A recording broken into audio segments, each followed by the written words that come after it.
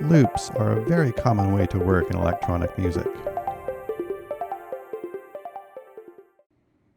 Creating loops in Ableton Live is really easy. Once I've created a clip, I can loop any part of it. Here's a simple clip I recorded.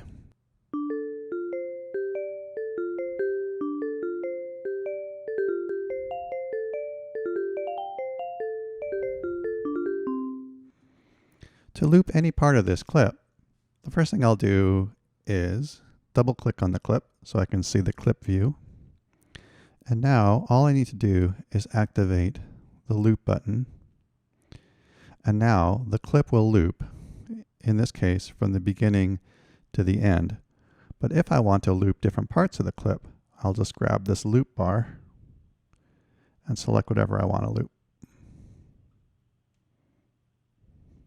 You'll also notice that on my track view that the clip has now changed based on what is being looped. So you can see this gray area, this is the loop, and then we see these different loop points here, here, and here. If I make the loop smaller loop here, this gray area, and then each of these little loop points here appears.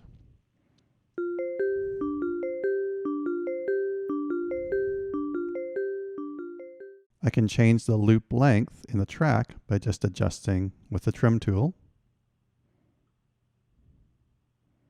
So I just bring my mouse up to the bar for the clip, the title bar for the clip, and then I can adjust the length of the clip.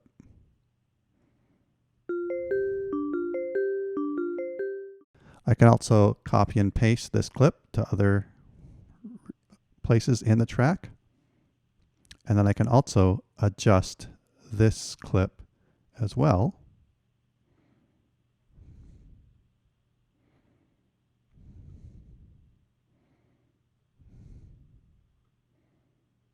And it will not affect the original clip.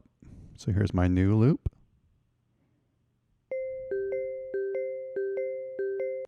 And you can see it didn't affect my original loop. So both clips are independent. You can also copy and paste clips from one track to another. In this case, I just option click dragged.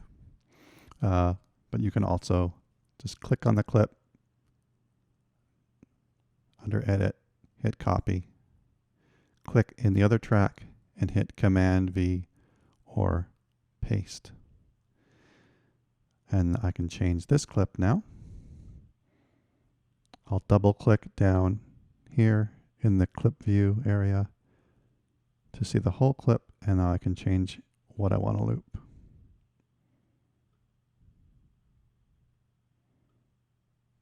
And to hear what these sound like together, I'll just move them.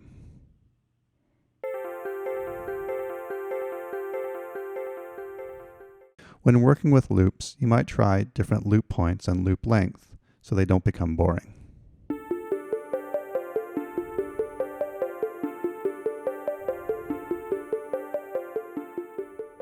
So this is fine, but after a while I get really bored.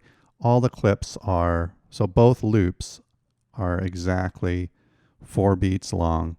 This one is doing quarter notes, this one's doing eighths. They'll both begin and end at the same time. And even if I slightly make them a different alignment, it still will get boring after a while.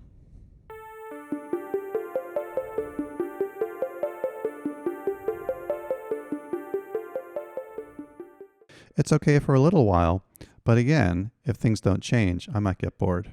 In this loop, we have one loop that's 4 beats long, and we have another loop that's 5 beats long.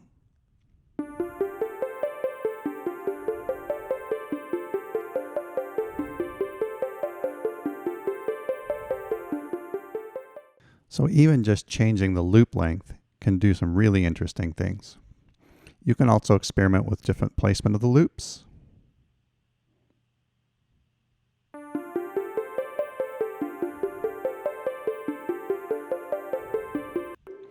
And you could also try aligning them so they're not on the same quarter note or eighth note.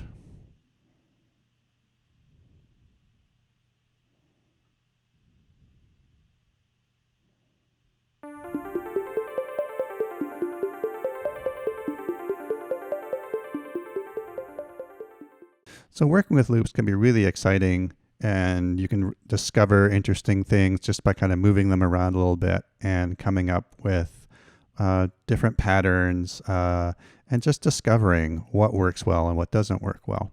So play around with loops. Try having one track with one sound, another track with another sound, and even with the same loop, it can sound really cool.